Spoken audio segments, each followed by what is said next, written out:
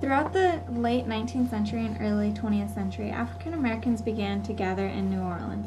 The early 1920s were introduced to African musicians, who many of them made their name known in New Orleans, as many jazz musicians would call New Orleans their home.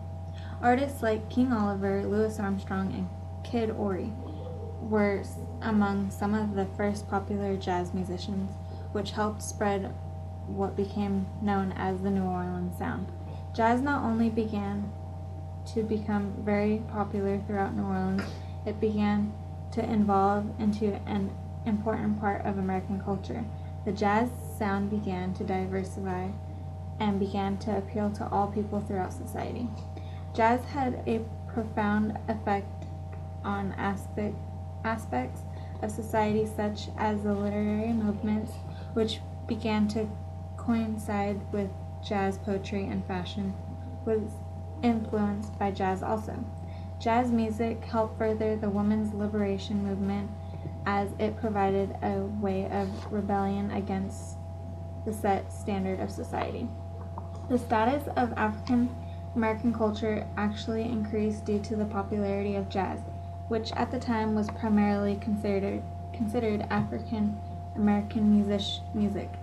Before jazz music, black culture was known to be the bottom culture. This music made the African American lifestyle to be a great desired commodity in society. This is a great example of how music is one of the most popular things on earth, due to the great effect and influence it can have on a highly populated society. Music and poetry have always been forms of art that have had many similarities to each other. These similarities became widely known throughout the 1920s.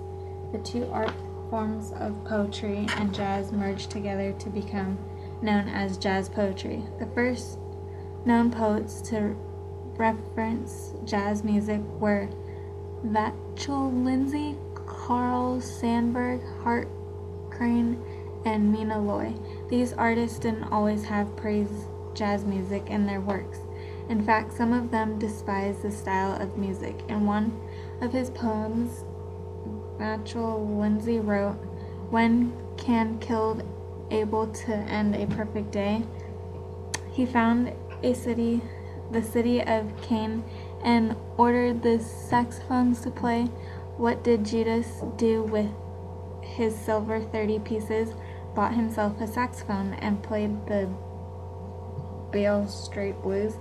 This piece is clearly a negative illustration of the saxophone, which was a key instrument among jazz musicians. Mina Loy, on the other hand, wrote about jazz in a more positive way. In one of her writings, which is named The Widow's Jazz, she writes, "The white flesh quakes to the Negro soul. Chicago, Chicago." This was a reference to the music and sound that filled the majority of her surroundings. One of the most apparent influences of jazz culture came out of the fashion industry. Throughout the 1920s, jazz music was such great dance music. This had an effect on the outfits that the female dancers should wear. In 1923, when the first mass-marketed jazz recordings were being sold, the dresses that women wore became more loosely fitted and waistlines dropped to the hips. This made it easier and more comfortable for women to move freely when they were dancing. The average outfit for a female would consist of sleeveless mesh dress, gold sequins, a low V-shaped neckline, and a fair short skirt. These styles became known as flapper fashion. Jazz music also played a key job in providing more jobs for women in the music industry and expanded the base for women as a consumer target market. Women such as Lil Hardin, Bessie Smith, and Mal Rainey made the way for women who wanted to pursue careers in performing arts. This music was motivation for the first Broadway musical Showboat, which opened in 1927, bringing it with new possible careers for women on stage. Jazz also provided an outlet for rebellion for females. This was due to a few reasons. Dance halls, jazz clubs, and speakeasies were forms of escapism from traditional roles that were so heavily demanded of women at the time. These were places where women had more freedom to say, do, and wear what they wanted. The evolution of jazz music served as an important change within the culture of minorities, which at the time was known as the bottom culture. The minority culture became the desired culture among the majority of Americans. For the first time in the United States history, African American culture became highly popular. This became a problem, however, in that racism began to grow as a result. The war against the acceptance of urban culture began and affected many civilians throughout America. In all, jazz music and the absorption of African American society paved the way to the equal rights movement of the 1960s. The music of the 1920s defined the turning point of racism, acceptance, talent, and art. The jazz phenomenon has rippled throughout history to become an influence in the modern music today.